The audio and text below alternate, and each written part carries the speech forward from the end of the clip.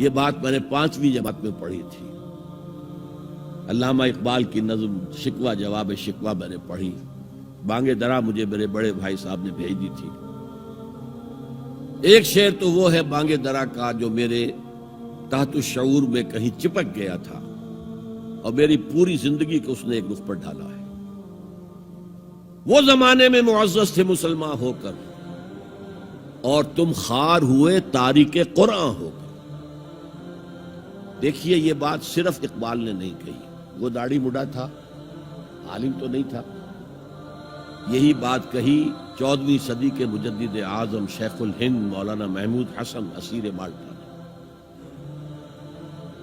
4 سال کی اسیری کے بعد جب رہائی پا کر آئے تھے 1920 میں, اور رہائی کیوں ملی تھی کہ ٹی بی 3rd سٹیج کو پہنچ گئی تھی. انگریز ڈرتا تھا کہ اگر ہماری اسیری ہی کے اندر کہیں انتقال ہو گیا تو کہیں طوفان اٹھ جائے گا, لہذا چھوڑ دیا.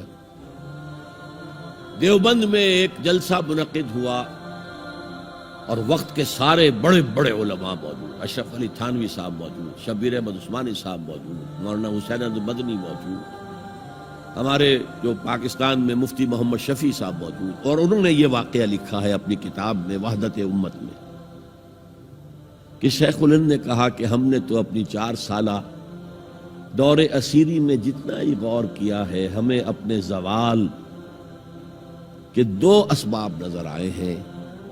ایک ہمارا قرآن کو ترک کر دیں, یہ لفظ ہے اس کے اندر, نوٹ کیجئے. حالانکہ علماء نے قرآن کو ترک کیا ہے,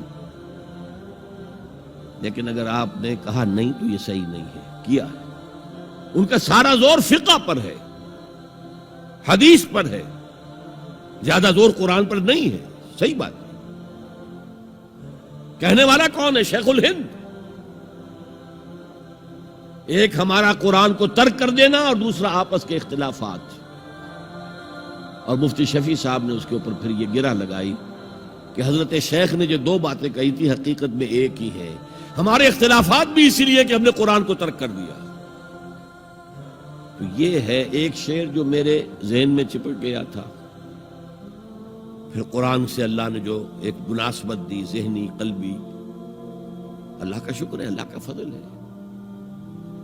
دوسرا شعر وہ ہے کہ وقت فرصت ہے کہاں, کام ابھی باقی ہے, نور توحید کا اتمام ابھی باقی ہے. پورے کرہ ارضی جب تک کہ توحید سے جلوگر نہ ہو جائے اور اسلام کا ڈنکا نہ بج جائے, اس وقت تک حضور کا مشن مکمل نہیں ہے. حضور حوالے کر کے گئے تھے امت کے. خطبہ حجۃ الوداع میں آپ نے سوال کیا الا هل بلغت, اور 1.25 لاکھ کے مجمع نے جواب دیا انا نشهد انك قد بلغت الرسالة واديت الامانة ونصحت الامة وكشفت الغمة. ہاں حضور ہم گواہ ہیں, آپ نے حق رسالت ادا کر دیا, حق امانت ادا کر دیا, مسلمانوں کی خیر خواہی کا حق ادا کر دیا, امت کی خیر خواہی کا, اور گمراہی کے پردے چاک کر دیے. 3 دفعہ حضور نے سوال کیا, 3 دفعہ جواب دے کر پھر آسمان کی طرف نگاہ اٹھائی اور انگشت شہادت سے اشارہ کیا اور پھر لوگوں کی طرف اللہم اشہد اللہم اشہد اللہم اشہد, اے اللہ تو بھی گواہ رہے, یہ مان رہے ہیں کہ میں نے پہنچا دیا. اسے میں کہا کرتا ہوں سائی آف ریلیف. کندھوں پر ایک بہت بڑا بھاری بوجھ آ گیا تھا, بہت بڑی امانت تھی قرآن. اس کے پہنچانے پر کیا کیا تکلیفیں اٹھائی ہیں. پاگل کہے گئے, مجنون کہے گئے, شاعر کہے گئے, ساحر کہے گئے, مسحور کہے گئے, کیا نہیں کہا گئے.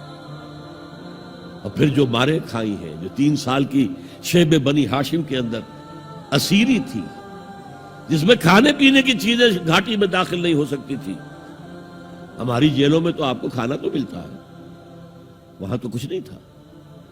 پھر طائف کا پتھراؤ یاد کیجئے, پھر مکے سے نکلنا اور 3 دن رات ایک غار میں چھپے رہنا.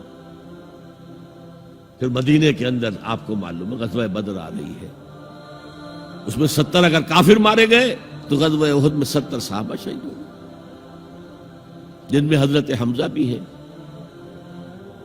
3 رشتے ہیں حضرت حمزہ سے حضور کے, چچا بھتیجا, سب کو بس یہی معلوم ہے.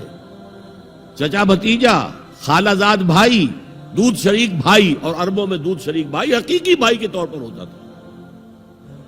اور ان کی لاش سامنے آئی ہے کہ ناک کاٹ لی گئی ہے، کان کاٹ لیے گئے ہیں، اور پیٹ چاک کر کے کلیجہ چبایا گیا ہے. یہ سارے بوجھ اٹھا کر اگر وہ حق تبلیغ ادا ہو گیا، اے اللہ یہ مان رہے ہیں، تو بھی گواہ رہے. اور پھر کیا کہا؟ فَلْيُبَلِّغِ الشَّاهِدُ الْغَائِبَ. اب جو یہاں موجود ہیں ان کا فرض ہے کہ ان کو پہنچائیں جو یہاں نہیں ہیں. اور یہ ابد الآباد تک کے لیے، قیامت تک کے لیے ہے. انا آخر المرسلین وانتم آخر الامم.